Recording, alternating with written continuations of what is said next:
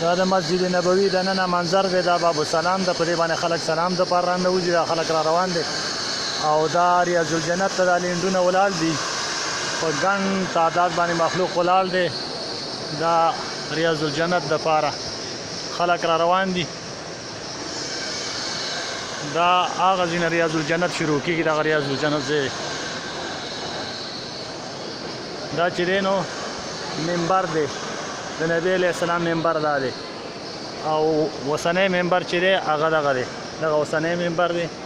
دا اوس دلته امام ودرېږي او د نبي پاک صلی الله علیه وسلم منبر چې دی هغه دا دی او نبی علیه السلام وایي ما بین بیتي و منبري روضة من ریاض الجنه. نو دا منبر دی او هغه روضه ده. د دې د منځ کې دا کومه حصه چې ده دا خلک پکې لګي دي لمونځ کوي. دې ته ریاض الجنت وایي. هغه طرف ته د زنانو دپاره دی او دې طرف ته دا د سړو دپاره دی. د دې ځینه واله د دې ځینه شروع دی ده او دا هغه ځای پورې دی. دا ریاض الجنت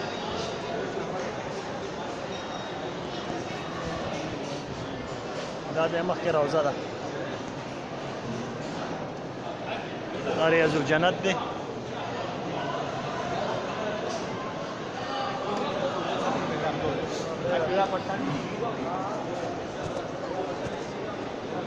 دا نه منبر دی.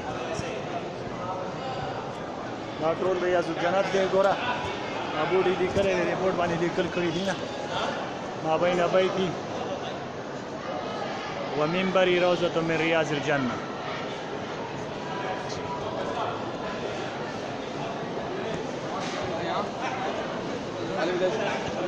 دا ریاض دا بالکل نږدې نه ده. دا روضه ده.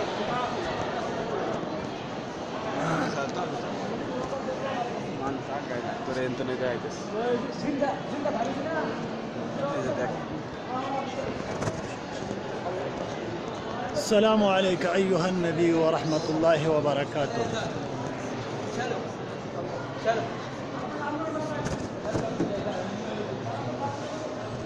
السلام عليك.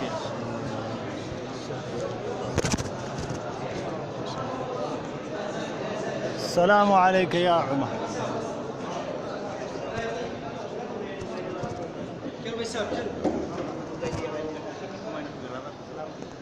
دې طرف ته دا زنانه وځي دی. دلته برابر دا زنانه وځي دی او دې ته به جنت البقیع دروازه وایي.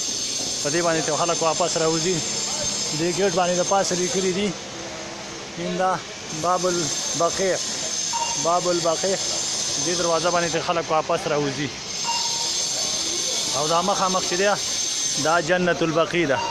دا جنت البقیع مقبره ده. کومه مقبره کې چې 10,000 صحابه دفن دي هغه دغه مقبره ده او د باره نه بیا دا ګنبد خضرا ښکاري.